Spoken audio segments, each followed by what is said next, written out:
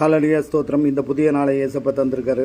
நம்ம எல்லாவற்றிலும் ஆசீர்வதிக்கப்பட்டிருக்கிறோம். பாருங்கள், இந்த நாட்களில் கிறிஸ்தவர்களாக இருந்தாலும் எல்லாவற்றிற்கும் மக்கள் எனக்கு சுகங்கொடு சுகங்கொடு சுகங்கொடு என்று சொல்லுகிறார்கள். பாருங்கள், ஹல்லேலூயா ஸ்தோத்திரம். எபேசியர் 1வது அதிகாரம் 22, 23 வசனங்கள் எல்லாவற்றையும் அவருடைய பாதங்களுக்கு கீழ்ப்படுத்தி, நம்ம பாதங்களுக்கு கீழ்ப்படுத்தி எல்லாவற்றிலும்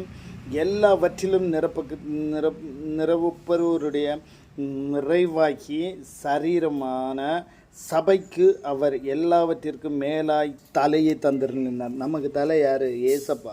அந்த அளவுக்கு ப்ளஸ் பண்ணி வச்சிருக்கிறார். பாருங்கள், அதுக்கு தொடர்ந்து 1 கொரிந்தியர் 12வது அதிகாரம் 27வது வசனம், நீங்களே கிறிஸ்துவின் சரீரமாயும் தனித்தனியே அவயங்களாய் இருக்கிறார்கள்.